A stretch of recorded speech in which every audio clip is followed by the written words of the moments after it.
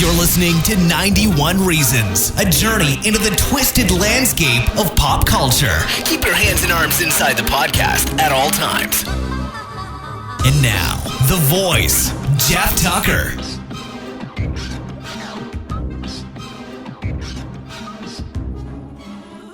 All right, so years ago, probably 2011 or 12, we were living in Riverside, and we had heard about this home haunt called Boot Hill, and you've been doing it for years. We couldn't go to it because it was, Corona's far, it's a drive, and we decided to check it out, and Boot Hill's really cool. So I'm sitting here with the actual, are you 50 or 75, or what kind of percentage of Boot Hill are you? I'd say 50. 50. So you're half of Boot Hill. You're like Boot, right? We don't have Hill with us, but I know Hill because Hill is Shay Foley, right? Correct. I've known Shay Foley forever, and I've known Aaron, his wife, forever. And we met probably at Scare LA a few years back, right? Did we meet before that? I don't remember exactly when we met, but somewhere around that. So on the show we have Glenn Schmidt. Right. Now you're a big listener to the show. Yep. And you actually made the buttons that I gave out last summer at Scare LA, right? Which I think I have maybe 10 left. Those were very popular. But we're always talking online about this and that and back and forth and critiquing episodes or whatever. And you actually have the magic formula to get on the show and hang out, which is, hey, can I be on the show, right? Right. I never turn anybody away. We always try to find a date. So I said, what should we talk about? We sort of went back and forth, right? What do you talk about? You can talk about anything. And what we say we're going to talk about may end up not being most of what we talk about. When I had Hendel on, we just started rambling about nothing. And then poor Jeff DePauli came over to talk about Jurassic World, and it turned into an hour and a half of everything, including theme parks and whatever. But I said, hey, let's talk about science fiction television shows. Sure. Now, we were just talking earlier that you're a little older than I am. A little bit. So are you still Generation X? Not that I hate labels, but it helps people identify. I'm not sure exactly. I think you're on the cusp. I'm right in between the baby boomers and I don't know. Not even sure what the next one was. Generation X. Where the spawn of baby boomers was Generation X. Okay. And then Generation Y has sort of become millennials, right? It's so silly. I lost track of that. And the parameters of when you're born are so wide. Like, it's not like 10 years. It's like 20, 25 years span. But it's weird too because you don't look your age. You look really young. Yeah. Like, I would have thought you were younger than me. Yeah. You carry yourself very young. I get that a lot. It could be the hat with the beanie that you're wearing, that's propeller on the top, and the lollipop. Maybe you ditch that. But no, you're actually dressed much better than I am. But so, where area did you grow up in? In Pico Rivera, which is near Whittier. You're familiar with that? Yeah. Okay. So Southern California. Yeah. So we would have watched the same programs because that's the barometer I have. So my thing was not that late in the game, probably 77, 78. I would have been heavily involved. Like, TV was like heroin. Yeah. You know what I mean? Our generation was addicted to television. It was the first time that stations were on 24 hours a day. Cable started in we got cable in 82. And once you got cable, man, all bets are off. I was like, wait a minute. There are more channels? Because we had 2, 4, 5, 7, 9, 11, 13, and 56 out here. Right. Sometimes 28, but that was PBS, right? Yeah. Before cable, we actually had On TV. Oh, yes. TV? I remember On TV. Yeah. On TV was a big box. With a big knob. A big knob. And at 5 o'clock, you literally turned it on. Yeah. And it would show movies. Yeah, but I think it was just like 2 movies. That was it. Oh, yeah. No, it was a really small run for the month. And the big deal was On TV had Star Wars first. That I don't recall. But I'm going to think 80, 81, they got Star Wars. I only know that because my friend George Fox had On TV, and and we watched Star Wars in his living room, and it was a big deal because we watched it with all of our figures, all of our vehicles. Oh my God, it was the biggest thing ever. And then it showed up on CBS. 83, I think, 83 or early 84. Yeah, see, the first time on TV. Since I'm a little bit older, I was right out of that sweet spot because by 80, I'm already what's that? It's 81, 2. I'm like a sophomore in high school, so I'm already driving and things like that. Yeah. So I'm not at home watching You're not movies. playing with little Jawa figures like me. Yeah, so I kind of missed that a little bit. Yeah. And then you remember Select TV was like the same thing. Yeah, that was the next step up. And I think they merged into Select on something. And then cable just sort of exploded. Yeah. And it was easier to get cable. And I remember the day the guy came over with a big tool belt and he got up on, remember he'd get up on the pole and physically run the cable from the pole to your house. And that was quote unquote cable. Right. And then it added, 30 channels. Most of it you didn't watch. Like I didn't watch ESPN, or we had a bunch of channels where it was just people selling stuff, and not like it is today where it's real organized. Like it was just a guy with a counter that was like, "Well, we've got a bunch of these mufflers in today, folks." They were really bizarre channels. And then of course the big one was MTV. And did you ever watch R-rated movies on the scrambled channels? Not really. No, see, like what happens if your parents didn't buy the pay channels and they were showing, like, it's so funny because most guys would do it for nudity, but it was so distorted you couldn't see anything. So what I would do is I would record with my Beta movies that were scrambled because you got the clear audio but not the picture. Oh, okay. So I recorded Breakfast Club late. I mean, this is 85, 86, and then I would just listen to it and get all the dialogue because I was a complete nerd, right? But sci-fi TV was on all the time, right? What is, like, when you think about sci-fi TV, like what's the first one? Because I don't right away what mine is. Star Trek. It's not even a question. You're talking about the first Star Trek. The original series, yeah.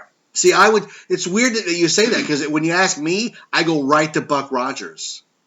Okay. Jill Gerard, yeah. Glenn A. Larson, Aaron Gray, Wilma Deering, the whole Twinkie. Oh, yeah, I watched all that, but before that was even on, I'm already watching Star Trek. Yeah, it's weird. Like, I was never into Star Trek growing up because like Starlog and other magazines would pit them against each other.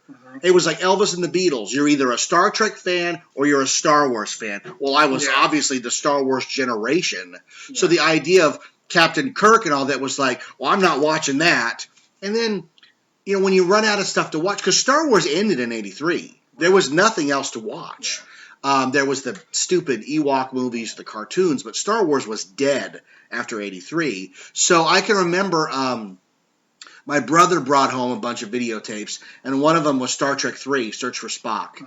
And I put that in, and I was really confused because it doesn't tell a whole story. Right. It connects to 2, right. And then when it ends, there's no resolution. You have to get 4, and at the time there was no 4. Yeah. So I was really upset, and it also was confusing because Christopher Lloyd plays the bad guy, and so does John Larroquette. I didn't know that for years later because he's so camouflaged. He's so good, right? Yeah. You said you would kill me. I lied. So that sort of morphed. Now 3 and 4 were so good that I had a friend growing up, Greg Stone, that was a big influence on my life. And Greg was a big Star Trek guy. He liked Man from U.N.C.L.E. and Star Trek, the original series.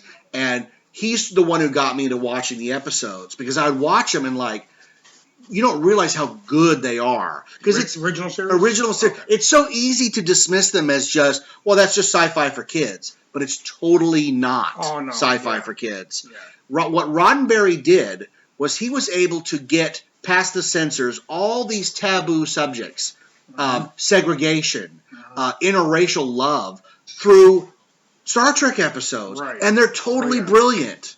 Slavery, I mean, it goes on and on. Yeah, all kinds of stuff. So what was your favorite episode of original series? Favorite episode, probably City on the Edge of Forever. Oh, that's a big one. That is everybody's go-to. That's the top of the line. Yeah.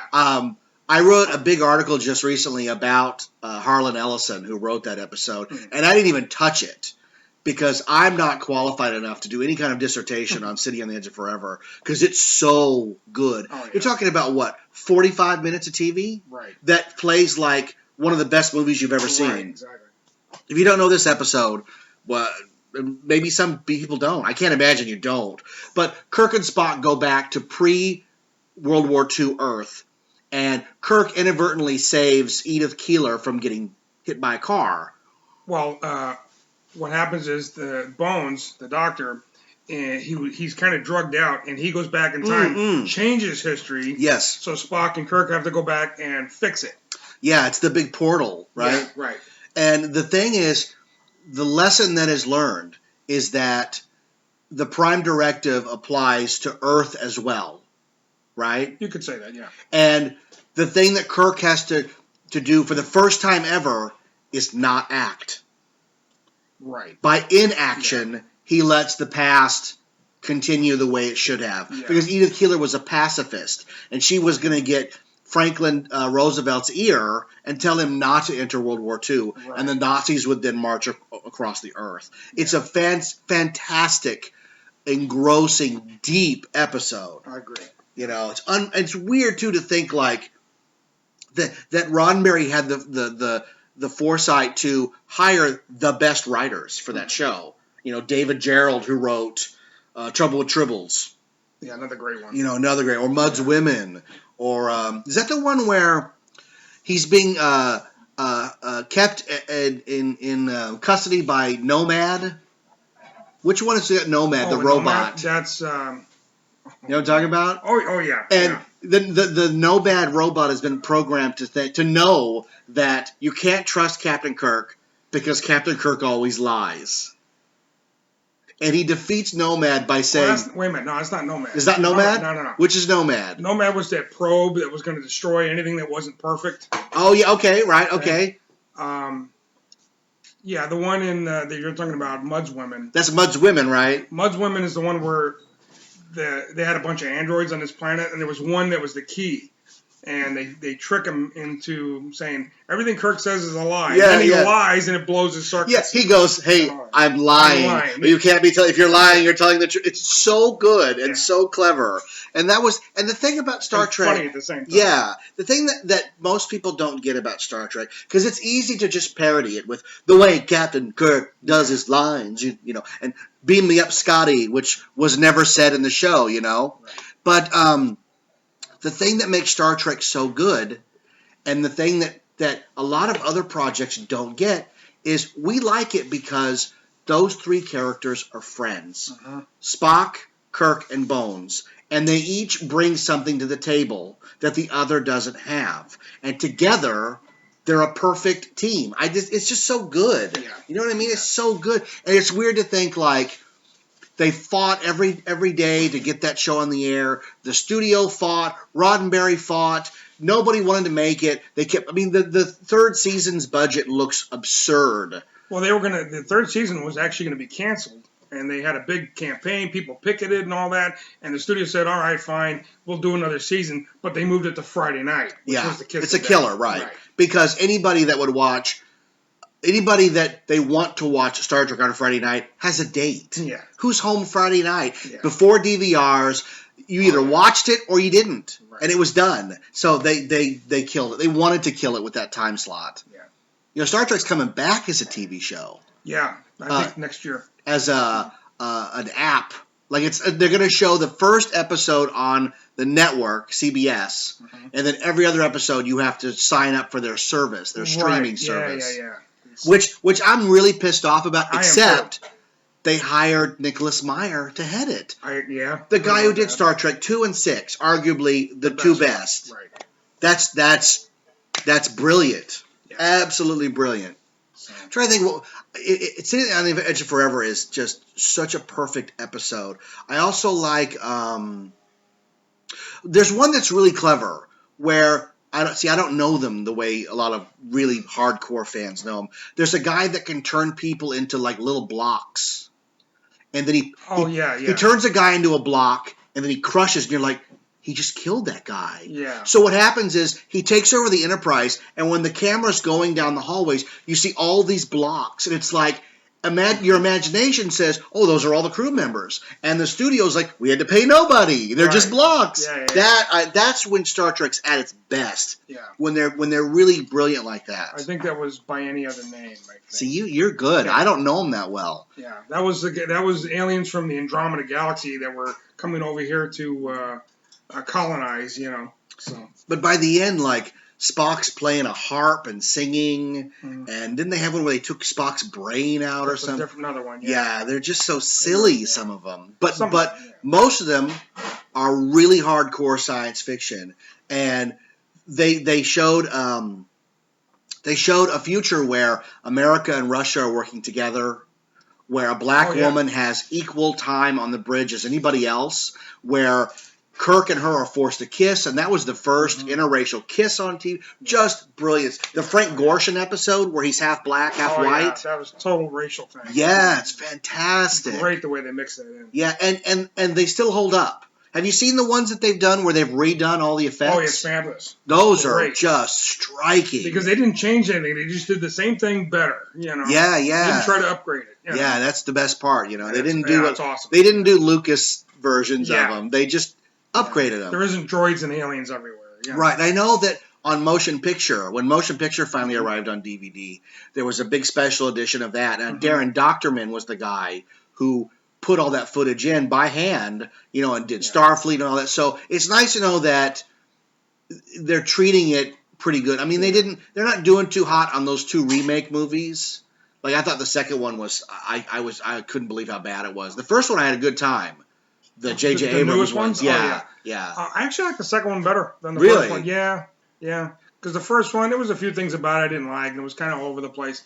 But the second one I thought kind of hunkered down a bit. So I'm hoping by the third one they've got... The third one does not look good to me. Well... It's because it's being directed by the guy who did Fast and Furious, and it looks like Fast and Furious set in the world of Star Trek. I know. The trailer's got... what was it? Sabotage?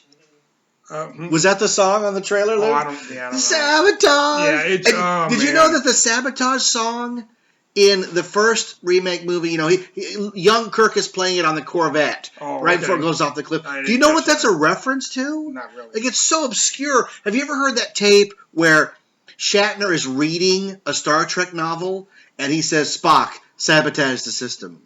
Sabotage it now. No, and the board op's like, it's actually sabotage. And he goes, you say sabotage. I say sabotage. And apparently that's why that stupid song, I mean, not that the Beastie Boys are stupid, but the Beastie Boys, as great as they are, they don't belong in Star Trek. Yeah. Pop music of any kind doesn't belong in Star Trek.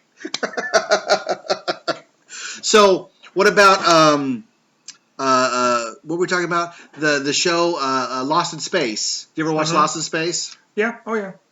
I liked Lost in Space. It was really stupid and campy, but fun, but see, when you're at home sick on a Saturday or Sunday, and there's nothing to do but watch TV. Thank God there was something like, because they put those in heavy syndication. Oh yeah.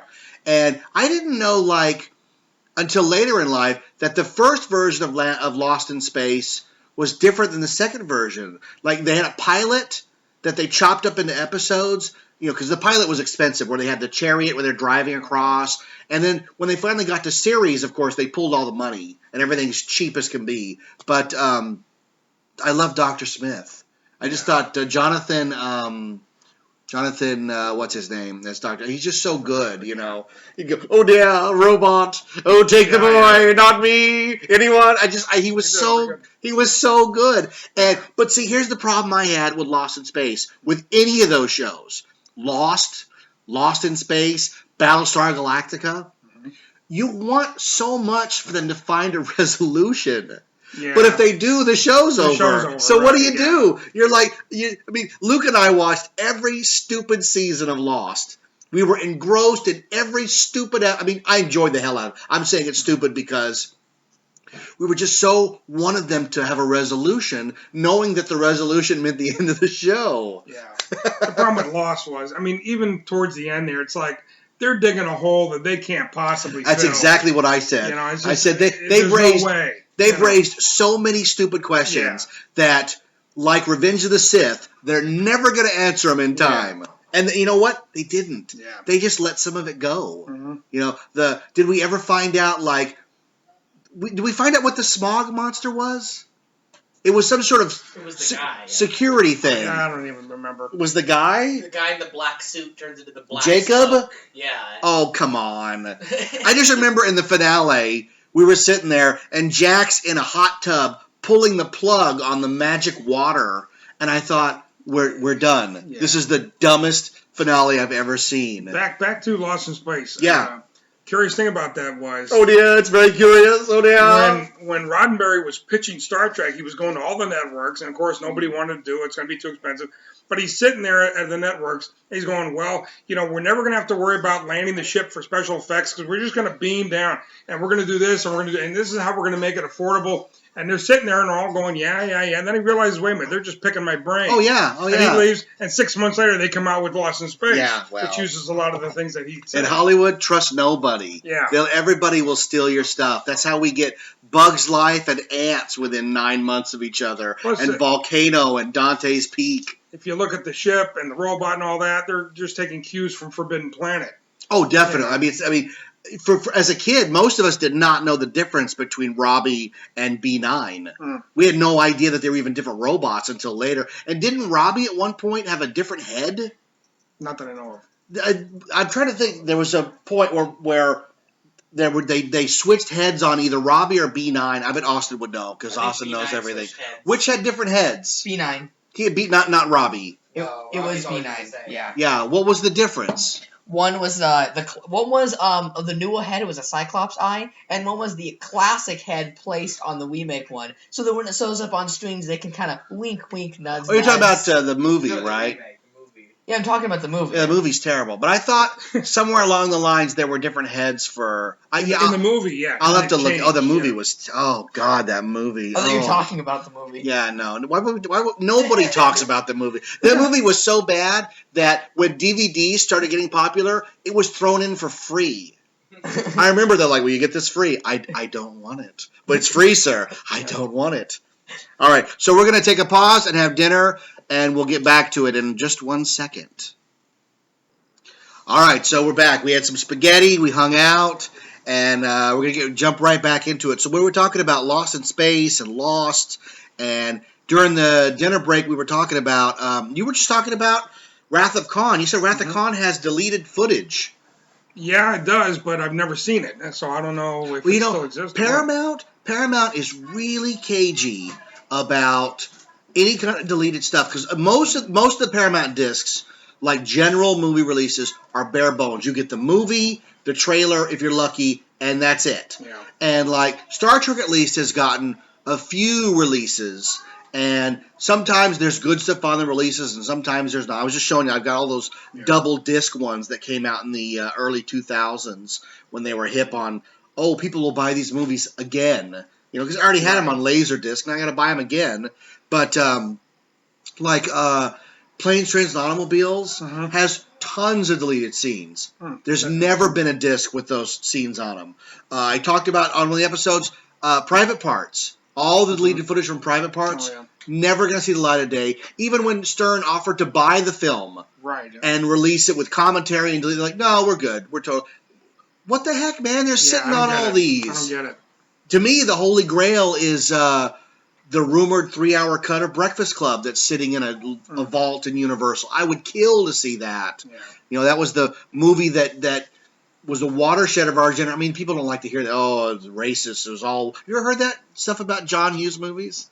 No. There's a whole backlash now that they showed a whitewashed version of High School, and I'm like, this is the movies the guy made. Yeah. You like them or don't. I'm sorry if you don't like them. Yeah. You could accuse Spike Lee of doing the same thing. Right. Spike Lee movies aren't racially proportionate.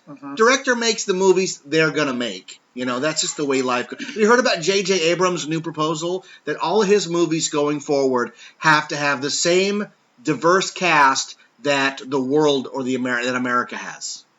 I haven't heard that, but how can you make a movie with that kind of restriction. Yeah. That would mean that okay. limits you a lot. Just for a quick example, if that were the case, my friend Andy on Facebook, Andy from Hollywood Saloon, said if that were the case, we wouldn't have got Shawshank Redemption because it's all men. Right. There's no women in it at all. Well, it's about a men's prison. Yeah. You can't have like a woman. Oh, there's a woman. It doesn't work that way. So or some Civil War era. It's like you can't have black people running around. It's just, that's not the way it is. You have to make a movie with the eye and the voice that you want to make. And I think we were just talking about the Oscars. I think there's enough diversity out there that these claims of some people are not being represented, I think it's all fake. I think it's all phony. I think, like anything on the internet, it's a few people who are yelling the loudest and they get the most attention. Yeah. You know what I mean? Because we were talking about Star Trek just a while ago. Star Trek showed the most diverse cast almost that TV had ever seen up to that point. Right. And we're at a point where, and this makes me really sad, like we reached a point where that kind of stuff was just no big deal. That's the way it goes. Yeah. And that's the way we want it, right? Are we now at a point where it's like, no, it's not good enough. Nothing's good enough. I want it better. Things were going so well. And now you're trying to maneuver and manipulate the way things are made, the way things are released, who gets to play them, and the yada yada. The big deal is, that Joseph Fiennes is going to play Michael Jackson in a movie. Really? Yeah. Yeah. Where does that make sense? They're playing him post 9/11, so they hired a white guy to play him. That's so bizarre to me. But and like black people won't have a problem. with that. Everybody's pissed. Yeah. But that's the director. That's his choice. Yeah. And like we're not going to get into Ghostbusters, but like man, you can't have an opinion about Ghostbusters without garnering a huge label. Hey, my opinion is watch it, and if it's good, you'll like it. That's it. In the same way. Yeah. I go in every movie ready to have a good time. Yeah. And I loved John Carter of Mars, and I didn't love Battleship. But I went and saw both because I'm an equal opportunity offender. I'll go and watch anything. I don't care. I just sat through Rubber. Oh, boy.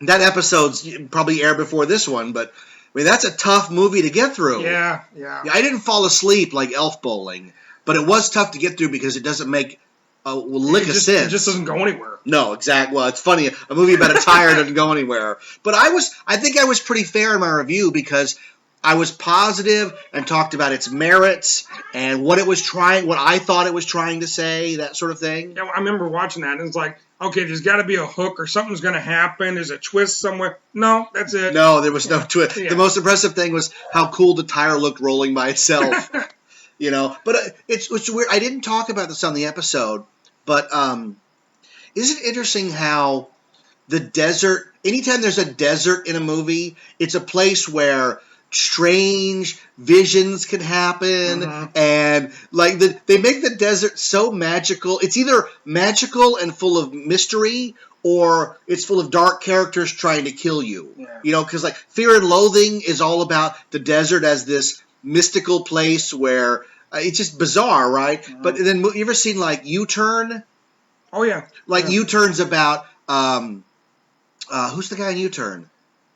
Was it Joaquin Phoenix? No, is it Billy Bob? No, Billy Bob plays the. It's been so long, I don't remember. Who's the star of U-Turn? Look up the star of U-Turn, because I want to say Nick Cage. I don't think it's Nick Cage, but it's Jennifer Lopez. It's one of those where he gets trapped in a small desert town, and he just can't get out. Right. And I just find those movies fascinating because. Like, I've driven through the desert. My wife's lived in the desert. And it's boring. Nothing ever happens. But they make these movies like, everybody's a colorful character trying to get you... It's just so, like, Red Rock West. Or, did you ever see Breakdown? With Kurt Russell? That's maybe my favorite. Yeah. I'd put that right up there with The Hitcher. For that kind of thing, As far as desert... We're talking about desert movies. What a weird genre to talk about, right? Breakdown's really good, though. Breakdown is about... a guy, Kurt Russell, and his wife are driving cross country to their new home because I think he's broke, right? Yeah. Yeah.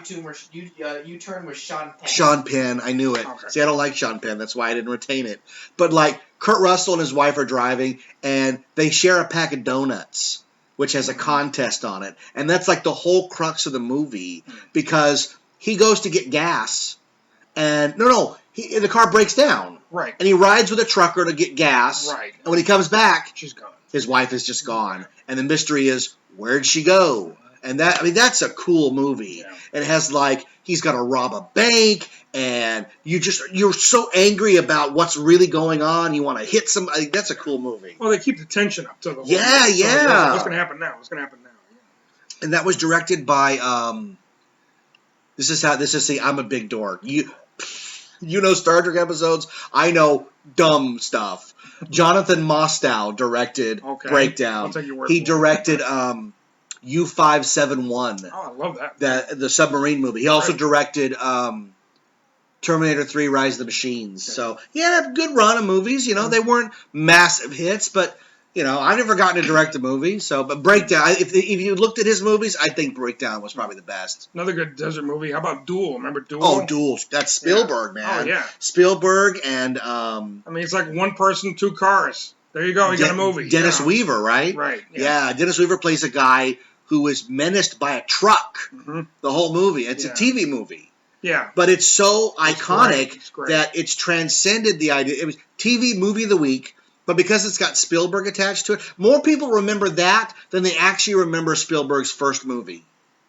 Do you know Spielberg's first movie? It's not very memorable. There's so many of them. Sugarland Express. Okay, no. With Goldie Hawn. No. It's not. You're not going to find it on the video store shelf. But Duel was actually released on home video and it rented a lot. Oh, sure, yeah. Because it's Spielberg. I mean, Yeah. Duel is basically Jaws on the freeway. Right. Did you ever see Road Games with Stacy Keach and Jamie Lee Curtis? Not ringing a bell. It's about a truck driver who I think I saw it at the drive-in. That's how long ago it was. He sees he's involved. There's a serial killer picking up hitchhikers, and he's trying to stop him. Road Games. Oh yeah, man. I love The Hitcher with Rutger Hauer, not the remake, the original. Yeah. Rutger Hauer, C. Thomas Howell, Jennifer Jason Leigh. Like when she's tied between those two trucks.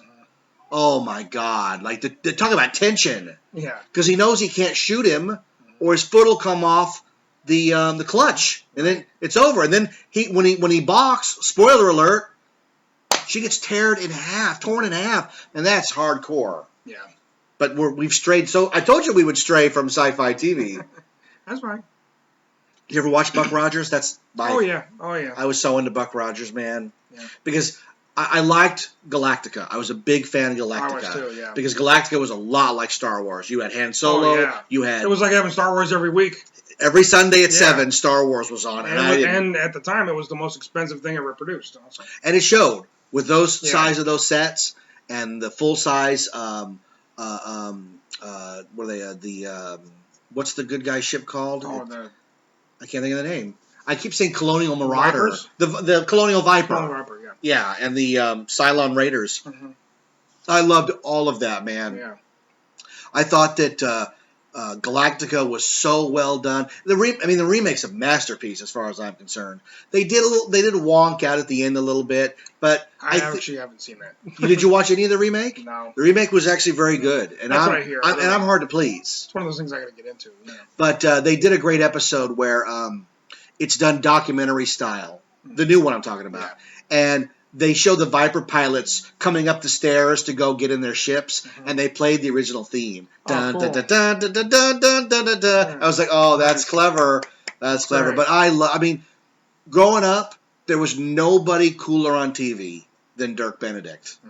You know, Richard Hatch did a good job, Yeah. but there was something about Starbuck smoking that stogie Oh, yeah. and he was playing. definitely the cool boy on the Oh, ship. you Yeah. wasn't he the coolest guy ever? Oh yeah. God, and then he cemented it by doing A-Team. Yeah. You know, he was face on A-Team. Right. But as far as I'm concerned, he was always Now, Starbuck. did you ever watch Galactica 1980? Yeah, I did, unfortunately. Unfortunately, yeah. Right. You watch it, and there's only one good reason for Galactica 80, and that's Galactica 80 came on, and they find Earth finally, and the deal is they wanted to make the show with no budget. Right. I never figured out why TV shows, as they're successful, the budgets get cut. Yeah. I always thought it was the opposite. Well, they figure they already got the market. People are already watching, so we can get them with less. Right. And the trade-off for the first 2 or 3 seasons of Galactica, like, as a kid, I never even noticed that it was the same effect shots over and over again. They'd show the Cylon Raider, and then it would shoot once, shoot twice, and then hit it. Every time. It was if they just moved to the left a little, they could get this guy with one shot. Yeah.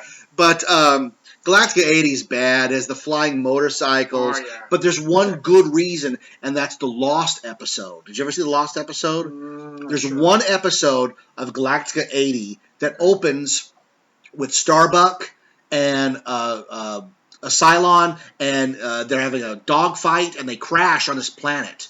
And Starbuck is left alone. And eventually he goes to the downed Cylon Raider and reactivates one of the Centurions. It sounds familiar, yeah. It actually showed up a lot in syndication. He names him Psi, and they become friends until a woman shows up.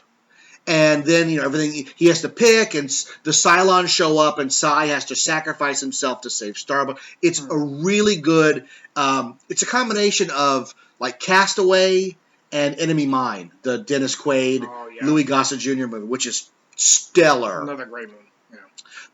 And then at the end, it pulls back, and it's Adama telling it to the new cast, like, and that's where your father came from. Oh, okay. And you're like, oh, that's Starbucks kid. Okay, that's the only reason Galactica 80 is, because it's on disc if people want to buy it. You shouldn't buy it. It's on Netflix, too. Yeah, just watch it on Netflix. Yeah. But, yeah, no, I watched Galactica, and then when Buck Rogers came out, I went to the theater to see Buck Rogers. Oh, yeah. It was in the theater, the pilot, So was the original Galactica. Yes. Was released as a movie. And big, like you said, big budget. Yeah. No expense spared. These were Universal Studios productions. And a toy line.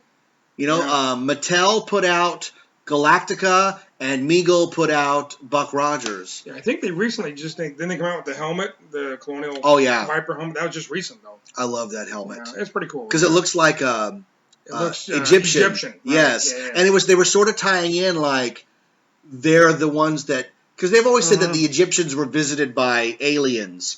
So making it the Galactica crew just gave it that real, and the guy who, Glenn A. Larson, he was Mormon. Oh, okay. So the idea of this wagon train trying to find the promised land, like, it's very Mormonesque. And there's nothing wrong with that, because, again, like Roddenberry, he's trying to take his beliefs and package them in a way that everybody will enjoy them, even if you don't know you're getting a lesson.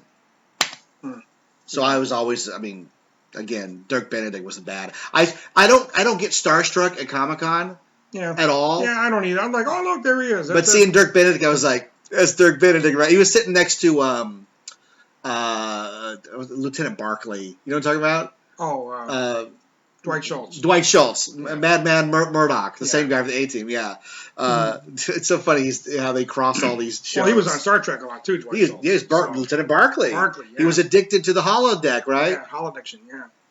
My friend Joe, growing up in high school, we had a running joke that if the holodeck really existed, nobody would get any work done.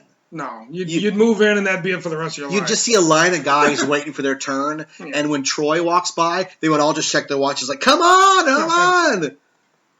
Yeah. What about you? Talk about Next Generation. Remember when Next Generation came on? How big a thing that was? Yeah, well, I've been watching Star Trek from when I was like 10, and then Next Gen comes around in 87. So I've been watching Star Trek for years and years, waiting for something new, and now finally it was here, Next Generation it's hard to describe how big it was. Yeah. This is the show that launched the UPN network, destined to fail, because people said Star Trek was untouchable. Right. The captain's English, he's bald, Yeah. it's never going to work, and you know what? It's some of the finest television ever made. Well, the first season, if you watch it now, it's a little dated. it's a little shaky. It's dated. Dated, Oh yeah, a little shaky because they weren't really sure who everybody was yet. And I would say the reason the first season, now, I don't know this for certain. I think it's Roddenberry. They had to push Roddenberry out Maybe. to get to tell the stories Yeah, that the new guys wanted to tell. Yeah, because one of the things Gene wanted, he didn't want it to be just three guys. He didn't want it to be, Picard, Riker, and Data. He wanted everybody to have an equal part. Yeah. Well, remember and they did a good job. Remember when you heard they were going to have kids on the Enterprise? Uh-huh. And it was this. I remember the first time I saw the Enterprise D with that oversized head, and I was like, "Oh, this is terrible." The only thing I didn't like about the show is like, what's with the windows? There's too many windows. I thought, yeah, that's the first thing. Well, I said, a lot of windows. Too many windows. But anyway, you look past that, and it's all right. What are some of your favorite episodes of Next Gen? Let's see. Oh, Best of Both Worlds. Best of Both Worlds, 1 and 2. Everybody's go to on that. That's the one where the Borg assimilates Picard Right. and turns him against the Federation, and then he has to fight it to come back. And it's great too because it's a TV show. It gave Picard ramifications for years, even into the movies. In the movies, right? Because First Contact was connected directly to Best of Both Worlds. Oh, sure, yeah. But I mean, the worst part about that was part 1 was the cliffhanger, a huge cliffhanger. Yeah. You had to wait months to see it, and everybody was like, "Oh my god!" Because Star Trek had never done anything like that. Right? Before. No, because they were always afraid of getting canceled. Yeah, they had a surefire way to come back. Oh yeah, and I had people who were working on the show at that time, so we knew what was going to happen long before it aired. So we were very popular with the nerds because we had all the info. What about Relics? Oh yeah, isn't that a great episode? Yeah. I would have liked to seen a few other things, a little different, but other than that, I thought it was great. Yeah, that's where they find Scotty in a transporter loop. Yeah. On the Dyson sphere. Correct. Well, in a ship that's crashed on the Dyson sphere. Yes. And part of the episode is he replicates the original series bridge and gets drunk on it. Yeah. It's a really sweet, nice. Yeah. It's a better cameo than Bones did in Encounter at Farpoint. The pilot. Yeah, that was kind of a throwaway. It was wedged in. It was just thrown in there for fun, because they don't even mention his name.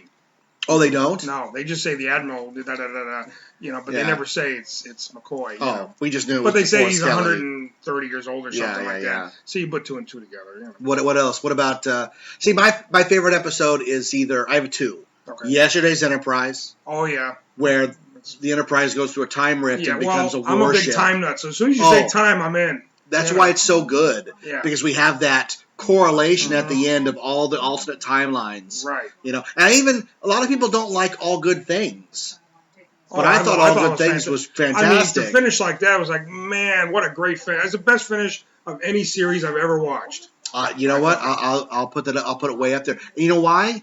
Because we had that great adventure, and then it ended with Picard just playing cards. Oh, God. Like, we're going to tear up, right? So good. Oh, yeah. Because the captain, and it's like, oh, yeah, of course, we've always had a chair for you, Captain. Yeah. Oh.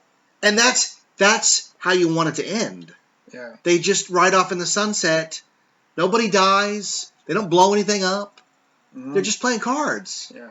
But my other favorite is Inner Light. And Inner Light will put you in a coma. It's so good. Oh, yeah. Inner Light is where... That's another one where every time I see it I have to record that and watch it again. Inner Light. Yeah.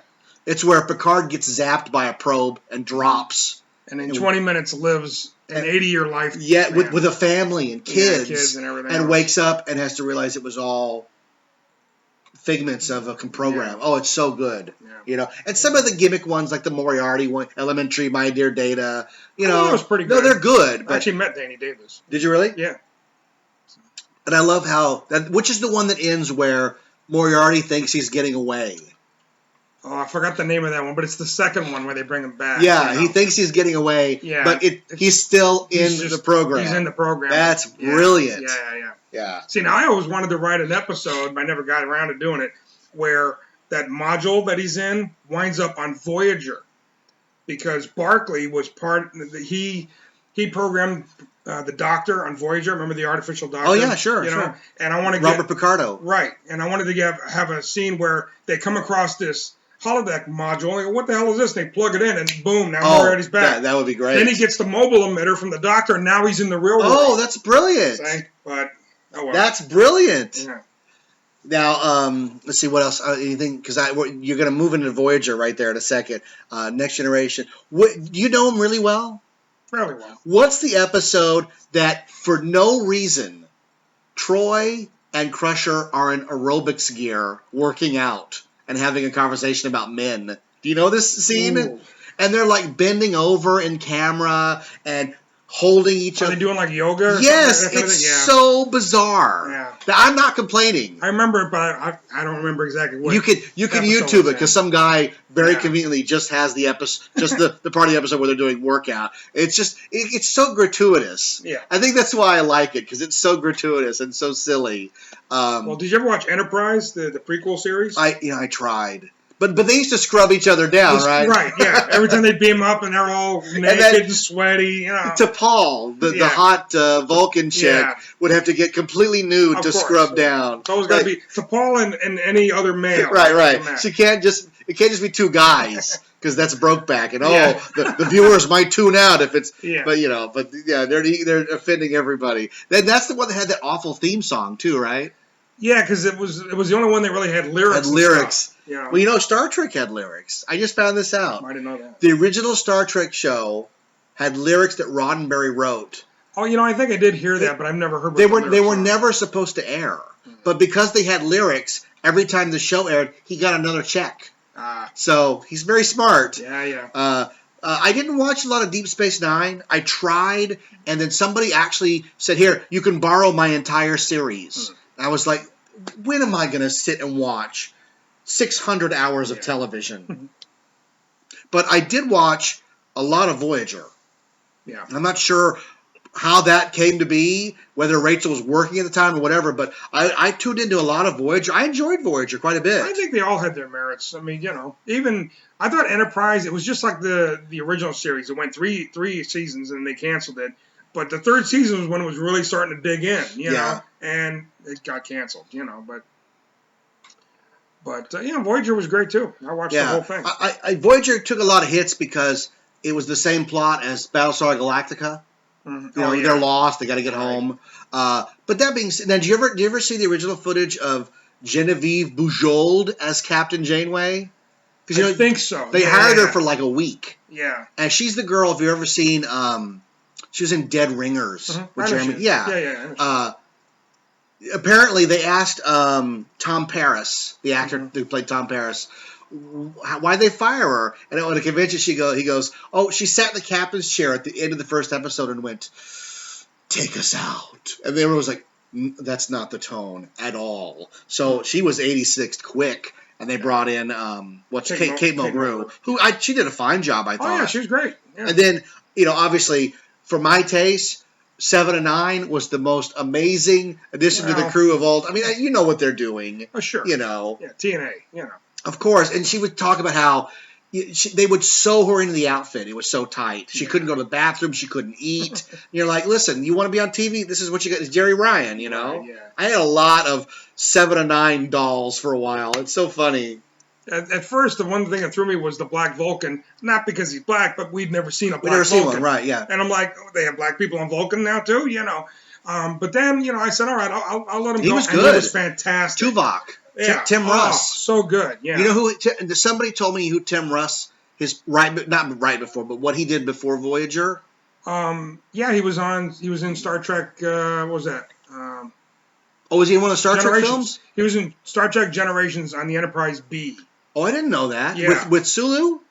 Yeah, right. Generations. Oh no, with I'm sorry, with Sulu, with Alan Ruck.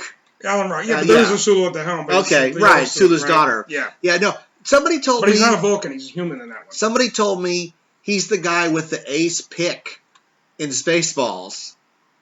Oh, Who really? says, "We ain't found," you know what I'm talking about? Oh, yeah. Somebody told me that's him, so I'm going to check that out. I don't know. It It doesn't seem like it, but it could be. Tim Russ, man. He has a band. I only know that because my friend Danny, who does like cabaret stuff, is always talking about how good. And I think he played against Stern on an episode too. They like had Battle of the Bands, Tuvok's band versus the Stern band. But no, I thought Voyager was great. I thought Robert Picardo was great. Yeah, he's always good. Neelix, the guy who played Neelix, was very good. Yeah. He shows up in one of the Star Trek movies too, not as Neelix, but out of makeup. Oh, probably, yeah. They think tend to use the same people. Yeah. Everyone's sort of in that loop of Star Trek. Or they do a lot of different aliens. Like one of them, Jeffrey Combs has played just about every alien there is. Oh yeah, sure. You know. What's your favorite Enterprise iteration? As far as the ship itself? Yeah. Mine's unconventional. I kind of have to go with the version that they had in like the motion picture. Oh, that one's beautiful. You know, because of that. It's made to look beautiful. It's made to look good. Sure. Yeah, you know. I liked the Excelsior. Oh. Because it's so ugly. Like, it's so ugly, it's charming. Yeah. You know what I mean? It's the Enterprise B. Right. But Excelsior it's so freaking ugly that... And I love that shot in 3 where it comes up to camera and goes... Oh, yeah. I just think that's the greatest. Well, that was funny, yeah. Yeah, it's great. Yeah. Because the captain's such an a-hole. Yeah. The guy from Hill Street Blues with his little baton, Right. you know. Oh, Kirk, you'll never get out of dry space dock, Kirk. That was Captain Styles, that's it. You see Captain Styles? Yeah. And I love. And I think, they didn't really say it, but I think, because there was a Styles on the original series, and I think that's supposed to be him. Like a tie-in? Like a Oh, no, tie-in. him. Oh, Yeah. okay. Because there was a Styles, but I forgot whether he got killed or not. But anyway. And don't you love that shot of the guy mopping as they're stealing the Enterprise? Oh, yeah. But to me, it makes it so real. Yeah. And for those of us who watched original series, Next Generation, the movie, we want it to be real. I mean, isn't that the plot of Galaxy Quest? That one scene came from, the cafe there where the ship's coming in. Yeah. Was who wrote that one? Was it Harv Bennett? Probably, yeah. Anyway, his dad, I guess, was in the Navy or something, and he was at some naval place, and he was eating in the cafe, and an aircraft carrier pulled in. Oh, and so he said that image just kept with him his whole life, and that's where that came from. It's indelible because it's so. It puts it into scale with a human outside of it. So like this is what we do. This is our bit. I just think that's the greatest. I really do. You know, and I've had my love and hate affair with Generations, and I enjoyed First Contact. Oh, that one's great. Not so much Insurrection or Nemesis. Yeah, those. They really petered out. Yeah. But no, it was great for a while that there was so much sci-fi on TV, with all these shows going on at the same time. And I know that even though I didn't watch it, the consensus was that Deep Space Nine was a complete masterpiece of storytelling, and I got to go to the Star Trek experience and be on Deep Space Nine. I did that too. And that, to me, was the greatest theme park attraction ever built. Oh, yeah. Because it was right for me. Yeah. And it felt real. Yeah. I mean, after the experience, you go to Quark's Bar, eating, and you got those view screens where they're showing clips, and the ships are hanging over, and I'm sitting there, and I'm like, I am in heaven. Yeah, I had the same thing. I was like, I don't want to go anywhere but here. And, I mean, my kids can attest to this. We would spend hours there. Yeah. I didn't want to go. But remember they had that memorabilia wall as you walked in? Yeah. I'm looking in there, and I hear somebody next to me go, I wonder what that is. Oh, that's the phaser from such and such, right? And the next thing you know, I'm a guided tour, and I'm going, and I didn't have to read anything. I'm telling everybody what everything is, It's funny, because I think I got stuck doing that one time, too. Really? Because there's a lot of stuff, like, I didn't know a lot of it, but I knew almost everything. Enough, I was like, oh, yeah, well, that's such and such from this film, and this is from this film. Yeah. Talk about the mask. The what? The mask. The Ferengi mask. Oh, the Ferengi mask? Yeah, we were there one time, and we were buying a Ferengi Halloween mask. A little plastic one with the elastic. Okay. And I was with Luke, and the big Klingon guy comes over, and he goes, buying toys, are we? And Luke goes, it's for my brother. And it really was. And the Klingon just goes, liar. And he walked away. It was great. Remember when the characters were great. We were eating dinner at Quark's Bar, and the Borg guy comes over. Oh, Rachel goes, I never saw a Borg. Oh, yeah, they had a Borg. He goes, get with him for a picture. And the Borg goes, yes. Narcissism is encouraged in the younger ones. It was great. Yeah, it was so in character. It was. We wanted to move in, right? Yeah. Did you get to do both attractions? Yeah. Like I can't believe I went there the first month it opened. Yeah, me too. You know, and that's when you had to pay. You paid once, and that was one it. pellet, one trip. Yeah, and then later on they opened up to the all day, and I'm like, oh heaven! I go around. Yeah. Me too. So. I mean, I remember. Here's the thing. I remember paying $28, $29 for one time on the first attraction, the Klingon encounter, right? And I got off, and I was like, I was worth every penny. Oh yeah, every penny, and it was awesome. $30 for one ride. It was so immersive, you know. Everybody throws that word around today, but that really was. That one was the first one. Yeah. Because when you got to the bridge, there were people working who just ignored you because they got work to do. They're flying the ship, and I remember like nudging my wife, going, "That chick's ignoring us." You know, as a guy who works in the theme park business, that's a big deal. Yeah, that was a big deal. Yeah, and it was the first one I think.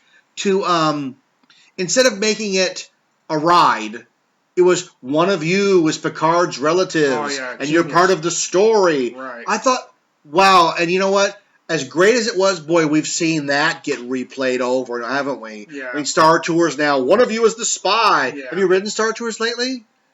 No, not since they added the new stuff. No. We just wrote it, and they still do the one of you is a rebel spy, and then BB-8 goes, "Can you deliver my plans?" And you're like, pick one. Right? What's the plot, you idiots? Yeah. Same with like. That's because they don't want to reprogram the whole thing. No, exactly. Same with Harry Potter. Like, you're not just riding through Harry Potter's land. Like, you're part of the story. You're a character, and I get all that. But boy, you go back to when When did Star Trek open? 96? 95? I've got the shirt at home. Like a long time ago. It's definitely in the early to mid 90s. And that was unheard of at the time. Yeah. To put you in the story. Oh yeah, I tell people all the time, what was it like? Especially now that it's gone. It's like you walked on the set of Star Trek and you're in the show. Right. And I can remember seeing both versions where the first version was when the ride vehicle opened at the end, there was a janitor mopping up, and he goes, "What are you guys doing down here? Oh, yeah. You're not supposed to be here." At the end, right. And he's all angry. Let's go. Yeah. And then they changed it to like a more gentle, "You guys aren't supposed to be here." And on the way out, you saw a video of the Air Force Base going, "There are no UFOs above Las Vegas." Yeah, and I was like, oh, they're tweaking everything. That's interesting. And then right before it closed, Rachel and I did the full backstage tour. It was like 4 hours. Cool. Yeah, I never did that. Yeah. You got to see every aspect with the lights on, the rides, how they did the transporter room. It was stellar. Yeah. And I remember just walking through, like, we walked through the makeup area where they're all getting their Ferengi heads on and everything. And I just was like, I can't believe this is all going to end. I know. For nothing. For nothing. Like, we were just there, and that area is now a sports book. Yeah. What a colossal wasted opportunity. Yeah. Well, like you said it better. It's a loss. Oh yeah. And I think somebody wanted to buy it or bought it or whatever, and it was going to move it. But of course, it was supposed to move downtown. That never happened. But it took so long that by the time they could have opened it, we're done. Yeah. Vegas is a town of new ideas, new rides, new this, new that, and Did you ever see the Enterprise they were going to build on the Strip? I heard about it, but that's it. We have a picture of it somewhere in a book. Landmark Entertainment was going to build the Enterprise as a hotel. Well, that's what I said that years ago. I said, they should build a hotel, call it the Federation, and have it look like the Enterprise had landed, and you go in there and everything. They did, and it won a lot of awards. Yeah. And you know what happened? Nemesis.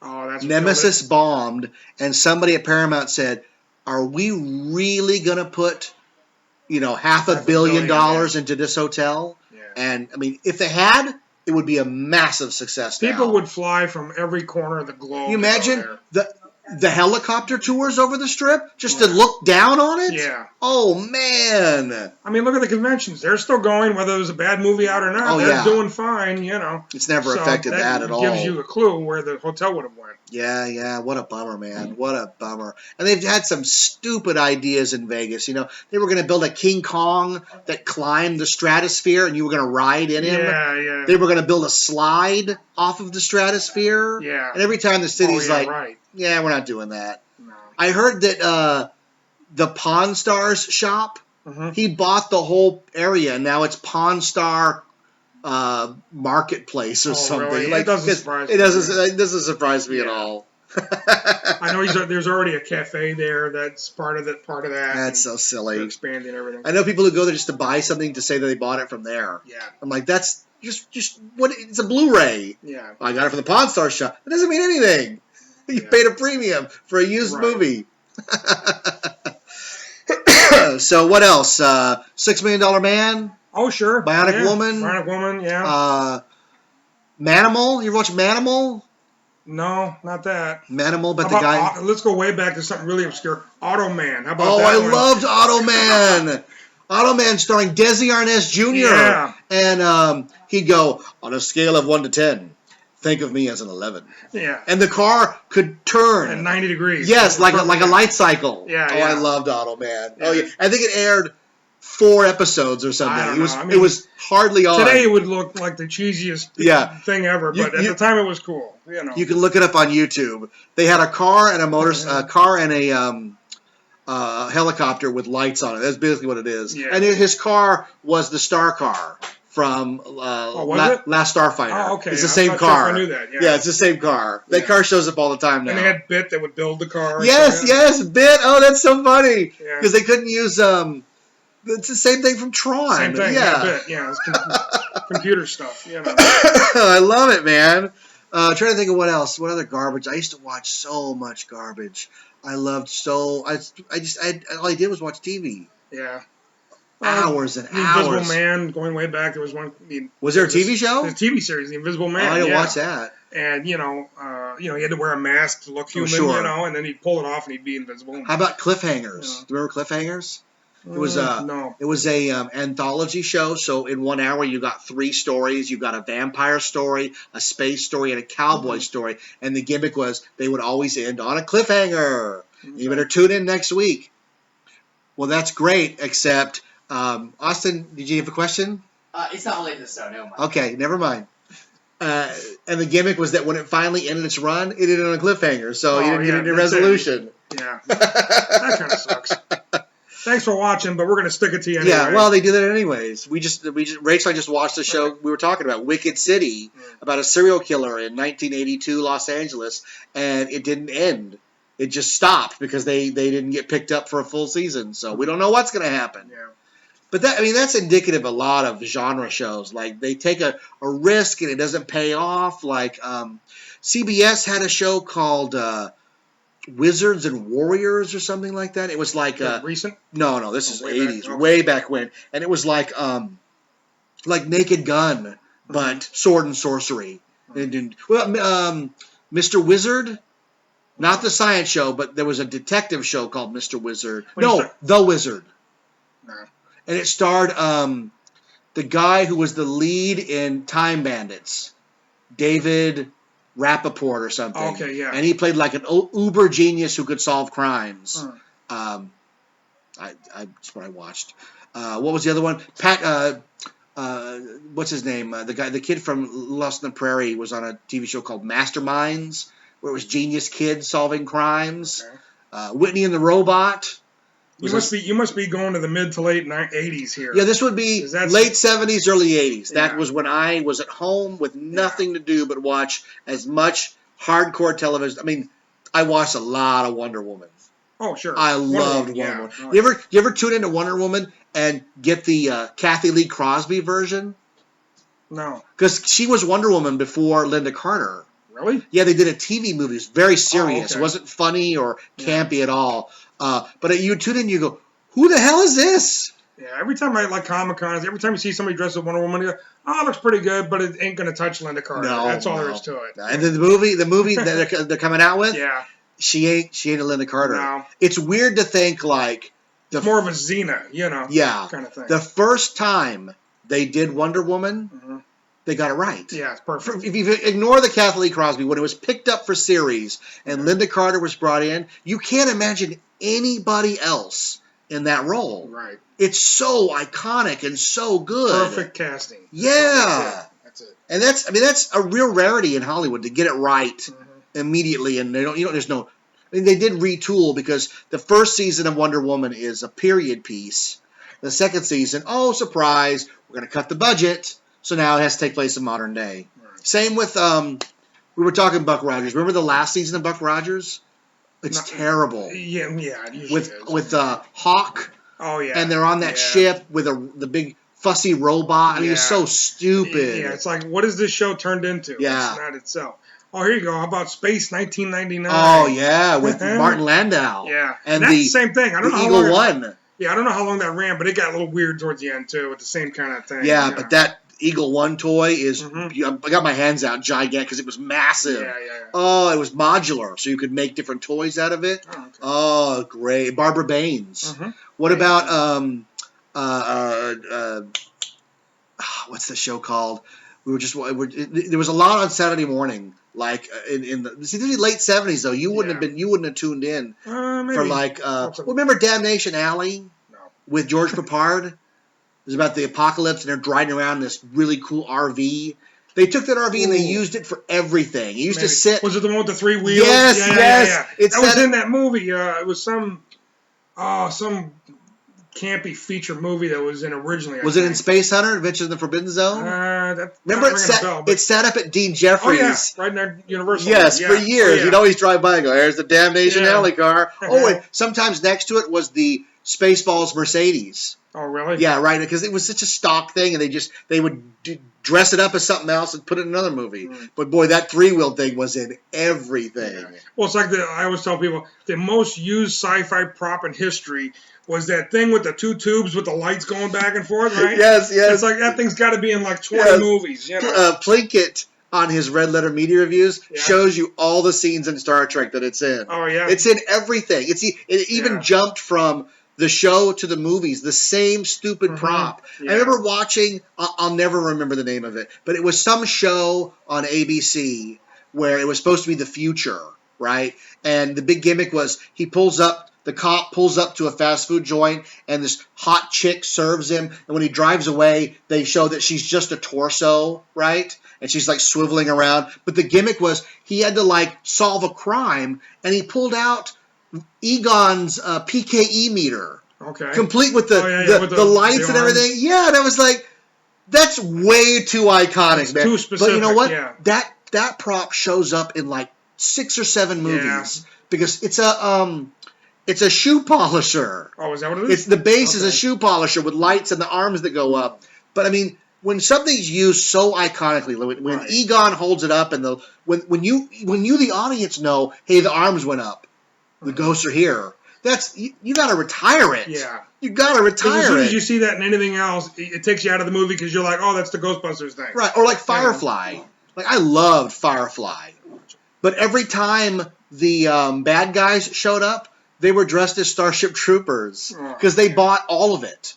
You know, you're like, those are just okay. All right, I get it. Yeah, what are you gonna do? Yeah. They exist. They're cheap. Yeah. We got to put it in. I totally get that. You didn't watch Firefly, huh? No. You didn't drink that Kool-Aid? No. But I did. You know what I did love was Quantum Leap. Back to time Oh, travel. I love Quantum Leap. Quantum Yes. Leap. Oh yeah. Scott Loved it. Bakula and Dean Stockwell. Dean Stockwell with what was the name of his computer? He was always hitting it.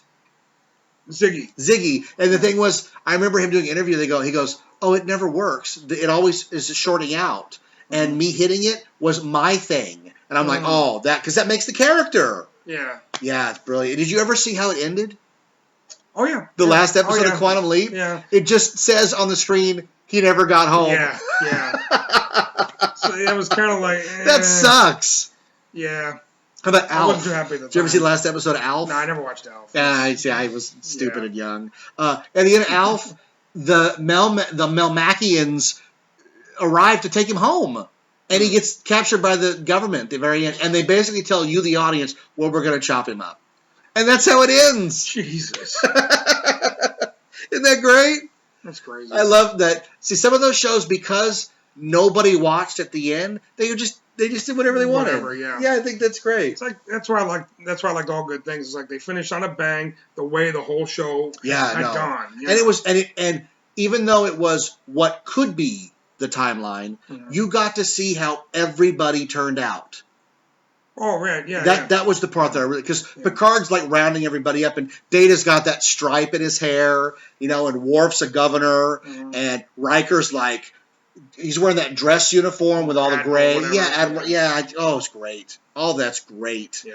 I even liked it with who was she? Dr. Pulaski. Oh yeah, I loved her. Yeah, wasn't she? Because she was a lot like Bones. She was real cranky. Yeah, a little bit more. So. Yeah, I liked her. She was on the second season because who's the doctor? What's her name? Gates McFadden. Gates McFadden had left for some reason. Yeah. And she was on the original series.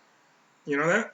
Gates McFadden? No, the girl played Pulaski. No, I didn't know that. Yeah, she was. There was an episode. I forgot what it was called, but she played the blind girl that couldn't look at the alien that would drive you nuts. Wow. Without the glasses I had on. no idea. And that's her. Yeah. Oh, that's fascinating. She looked different enough where you may not catch it, but yeah, she was from the original series. Yeah. Do you ever drive in the desert to where Kirk battles the Gorn? Oh yeah, Vasquez Rocks. Oh yeah, I just took Julie there a while back. It's so iconic. And now every time we see a commercial, I point to it. There it is. Yeah. That's actually a different episode. I got a picture of me holding up a rock. Do you really? Yeah. Oh, that's fantastic. Yeah. So. That's awesome. Yeah, one of the recurring things of this show is like fans who want to make it real. Like I've been to Hill Valley, I've been on the bridge of the Enterprise, I've been to Sick Bay.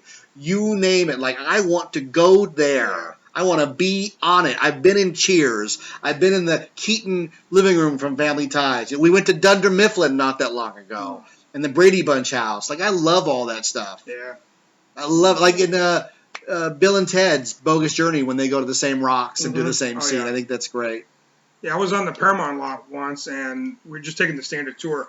And at the time, they said, okay, all these buildings on the right here, that's all Deep Space Nine, and all the ones here on the left, that's all Next Generation. And I was just like, can we go inside? And they're like, no, sorry. Like and then they had been filming an episode, a crossover episode of DS9. Did you see that where they go back to the original series? Oh yeah. Great episode. Yeah. One of the it was the Tribbles episode. Yeah, it was one of the background people was walking around and he was in uniform and everything. From the 60s. And I'm like, here's a real guy from a set, from a Star Trek movie. That's the closest I ever got to a real person. Yeah. And it wasn't anybody famous, But it was cool and we talked to him a little bit and talked about the show. Yeah. But yeah, that was a great episode. You think William Shatner will ever show up in one of the new films? I can't imagine. I mean, I think his ego's too big. And, I think also like we've done it.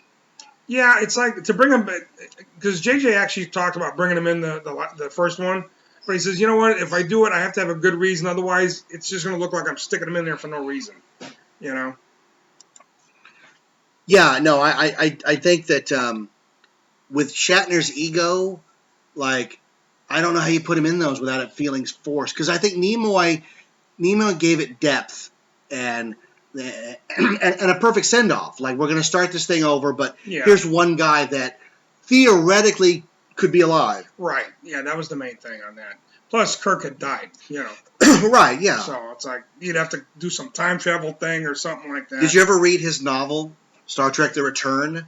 No. Where Kirk comes back from the dead? No. How does he explain that? The Borg.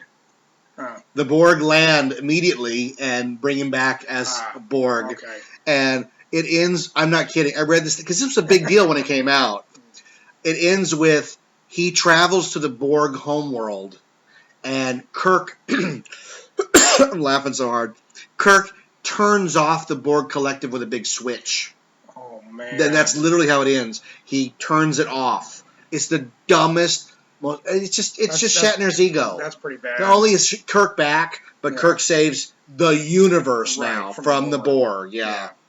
What'd you think of that episode where we finally got to go to the Q continuum? You remember on Voyager, and it was like a diner. It's kind of weird. Yeah, that's one of those things where there's no way to really express it, so don't go there. Well, yeah, I agree totally. Yeah. And instead, it was a metaphor. Yeah. And John Delancey's like, well, sometimes I'm Q, and sometimes I'm the Scarecrow, and sometimes I'm the pinball machine. I was like, oh, no. Yeah, no. Remember when the Voyager got turned into a Christmas ornament? One of the Q episodes? They're like, Captain, we're hanging from a large tree. Maybe, yeah. That really happened. What about the episode where B'Elanna and Tom are in spacesuits, floating in space the whole episode. Mm-hmm. That's a pretty good I episode. vaguely remember that. Yeah. Not so much. Yeah. Voyager, I mean, I've seen them all, but I haven't seen them 2 or 3 times because they just don't play them that much. Oh yeah, no, it's not. You know? Well, Voyager got pulled early and put on disc, and they're like $70 a set. Yeah, I don't get and that. They never went down in price. It's so stupid. If they said $100 for the whole series, Done. everybody's gonna get it. Yeah, no, Yeah. I was. Every once in a while, I would do the Star Trek dance, like, hey, because if I buy them and I'm committed, I'll watch them. But I was like, these have never gone down in price. Oh my God! And it's 7 seasons. Yes, It's like that's what I $400. got all the Batman there on Blu-ray for $100 with Yeah. tons of extras. That's the way it goes. Yeah. And I'm still a physical disc purchaser. I don't like that download stuff. But a lot of them are on Netflix, right? They rotate them in and out, right? I think so. Yeah. I'm not Voyager. I think all the Star Treks you can pretty much see on Netflix. Yeah. But you know what's going to happen is that Paramount's going to pull them all and put them on their service. Maybe. Yeah. We're going to be forced to buy it. Yeah. That's another thing I said. I said, I'm surprised Paramount hasn't come up with the Star Trek channel. That's what they're doing now. Oh, yeah. Because you can literally have 24. I actually did the math once, and you can go over a month, 24 hours a day without a repeat of anything. A month. Yeah, 24 hours a day. 24 hours a day. They have that much material. Plus, you could put in all the specials they've made, right? Yeah. the convention stuff they've put on. Mhm. Oh yeah. I don't doubt that at all. And you know what? If they had a Star Trek channel, I would put it on while I'm doing stuff, just for background. I totally would. And then tune in once in a while. I was watching Star Trek in Italy. Were you really? Yeah, and of course it was all dubbed, and my dad at the time was like, "Why are you watching that? I can't understand." He goes, "I know every word they're saying," and I started doing the dialogue, and he's looking. It's like, oh, that's it's like great. I was translating. It's like I don't need to really hear him. Oh, that's fantastic. I used to collect toys. I mean, I still do. Playmates made that Star Trek Next Generation bridge. Have you ever seen that? I think so. Yeah. It's massive. One of the nicest toys ever made. The whole bridge, enough to put everybody at their station. Oh, and you could connect engineering and the transporter room. Really, really nice stuff. Yeah, I was never into the toys so much. I'm a dork. And all that kind of stuff. I'm a dumbass. I bought all that. No, it's your Multiple thing. You like it. It's not dumb. It's all right. Some people like to drink. You like to get toys. Right. What's the difference? What do you collect?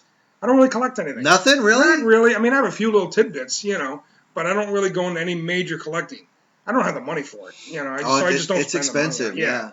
yeah. It's like, I'll go see a movie, So, yeah. Because I average probably 2 movies a week. Oh yeah, I know. Anytime we've gotten together and I go, "Have you seen that?" You go, "Yes." Yeah. You've seen it all. Try to, yeah. And you do a home haunt. You do Boot Hill. The Boot Hill, yeah. How long has that been going on? I think this year, if it goes, it'll be our 18th year. 18. That's fantastic. Yeah. Wow. And I've been with it 16, I think. No, wait a minute. No, 18, 13 years, I think it is, for me. Because Shay did it before me. Oh, he did? I didn't know that. Yeah, he did it for, I think it was around 5 years with Rick West. And then he took a break for a couple of years. And then within that time, he'd met me. We got together and became friends and stuff. And then, I loved Halloween and had done a haunt myself. And he told me about this Boot Hill, which I had seen one year. I think the last year he did it. And then we said, well, let's do it again. He says, I want to do it one more time, And I said, well, why don't I come in with you and we'll collaborate and do more stuff. And it just took off from there, And it really grew. You guys are pretty popular. How often during the month of October does it run? Usually about 9 days. 9 days. Yeah. And it's pretty busy all 9 days. Pretty busy, yeah. But Halloween is really crazy. That's busy, fantastic.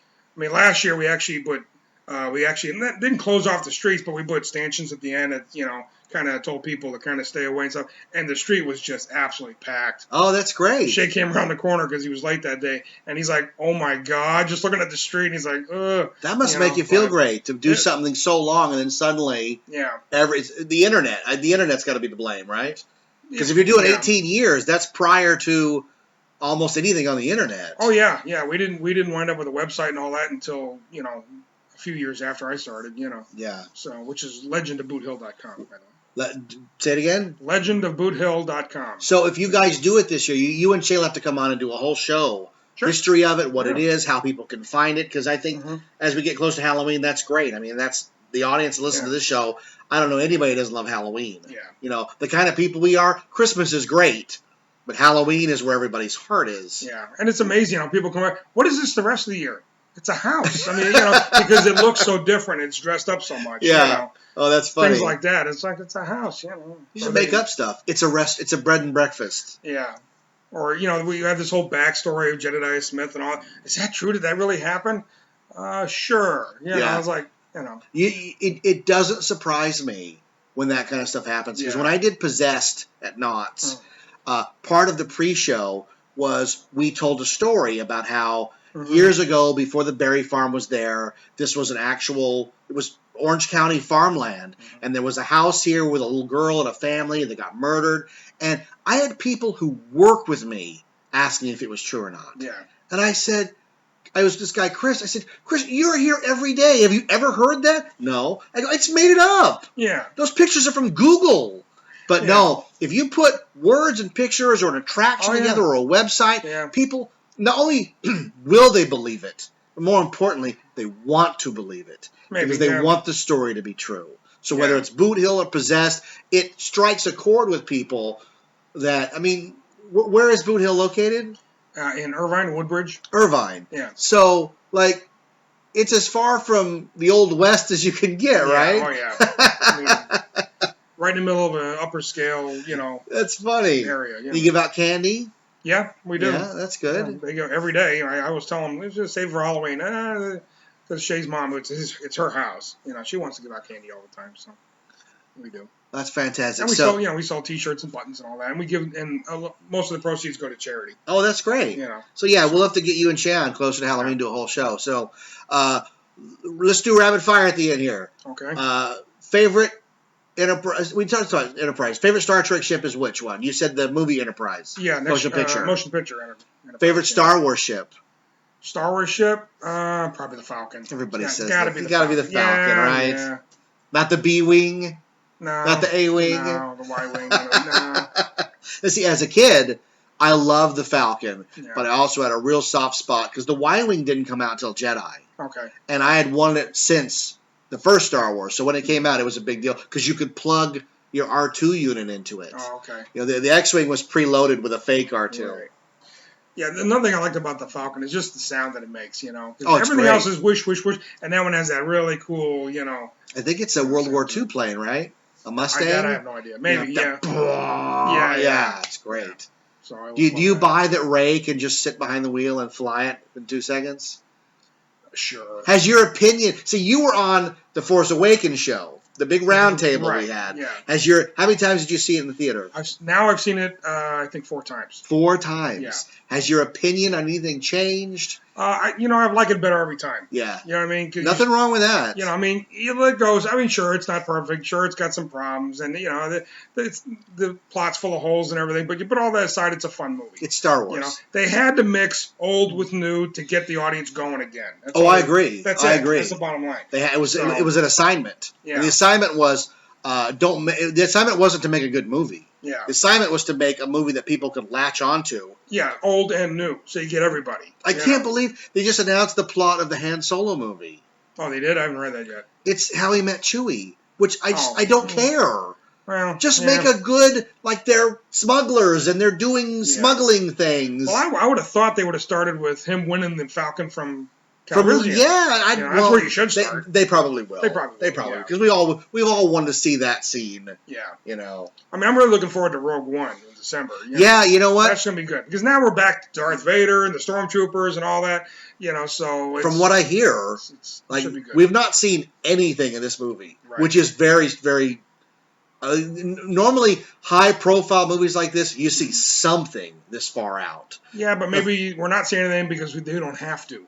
I absolutely. Yeah. They don't. There's a built-in market for it. Yeah. And if the first trailer shows up and this thing looks like what I'm hoping for, which is a World War II movie with spaceships. Mm-hmm. I want espionage. I want double-crossing. I want they're not going to make it. I want a ragtag team that loses a few members. I'm all about it. I am all about it. Number one for me is make it smart. Put some thought into it. Not just mindless action. Let's hope. Yeah. But I've heard that the Darth Vader aspect of it that he's a complete badass, and that he's just like, because this is Vader at the top of his at game. the top of his game before he's working for Tarkin. He doesn't know Luke's around, doesn't know Leia's around. It's just him. He's pissed off, and these guys are trying to take down his stuff. So, I hope it's great. Yeah. I hope it has grit and grease feel to it. You know. Now, what's your thoughts on the whole Hayden Christensen tie-in that they might bring him in? I'll walk out of the theater. Really? If Hayden Christensen shows up in any form, I will stand up and walk out. I can't do it. I've done it. I did 2 movies with this guy. I did 4 hours of some of the worst mannequin wooding acting ever. Yeah, but it wasn't his fault. Yeah, that's what I'm saying. Is it acting or is it writing? You know, it's writing. That's my point. I get it. Yeah. But it would be really hard to see that guy with all the baggage that he's entailed, that he brings with him. Well, I'll guarantee you, at the very least, we're going to get a shot of his face when he takes the helmet off. God, no! Just don't take the helmet off. Just leave it on. They did it in Empire, and they're going to do it again. But even Irvin Kershner, who directed that scene, said he would never have shown Vader from the front. That you take the helmet off and you never show his face. Yeah. You let the audience make that up. Right. Yeah, but now we know his face. See, that's the thing. I know. You're so totally right. Now it's all about a tie-in. You know, it's not about the mystery of. Oh Vader. Yeah, no, I don't. But I don't need a tie-in. Well, I don't need him. Yeah. I don't want him. Just somehow digitize Sebastian Shaw and stick him in there. Get him back in there. I'll take him over. Somebody looks like him. But I did see there's a deleted picture, unless it was fake, but it was Kylo Ren and Vader's helmet from a different angle. And supposedly that's going to be on the Awakens disc. It's going to flesh that out a bit. So I'm okay with that. Yeah. You know, I don't need to see any of Snoke anymore. Yeah. You know, but this Rogue One's got me excited. Oh, yeah. I'm ready for it. I'm a little less, it's weird, I'm a little less cynical because it's a single story that they're telling. And I want to go in and believe that it's going to begin, have a middle, and an end, and that's it. Well, it'll have to. And that's what I want. Well, yeah, and that's what you're going to get because it has to end because we know where it goes. Right. So that's it. And it has to end with Leia taking the plans and shoving them in R2 at some point. I mean, theoretically, to that point, that's where we're going with it. You know, and we saw on Star Tours they digitized Carrie Fisher young, and it was the most impressive thing I'd seen. Yeah. So there's a way to do it. So yeah, that's December. We're not gonna wait that long. Yeah, I know. We should have only had 5 months until 8. It's like we're going to have to do Booty Hill and clean up real quick and get ready for Star Wars. Yeah, right? All right. Anything else we want to talk about? We're going to wrap this up. Yeah, I'm good. People always take a drink when I say that because normally when I say we're going to wrap this up, we never wrap this up. So I want to thank you for coming out and being on the show. I hope you had a good time. Yeah, We've talked over an hour about everything. A lot of Star Trek. Yeah. I don't mind that at all because I've not done a Star Trek episode except I did a tribute to Nimoy. But I love Star Trek. And I love that there's so much content. Oh, yeah. You know, you can just put it on and I remember this one, or maybe I haven't seen this. Forever. Yeah. Oh, yeah. You know, I think that's great. And there's a lot of toys, and I'm always into the toys, you know, a lot of toys. But it's Glenn Schmidt, everybody, from, what's the website?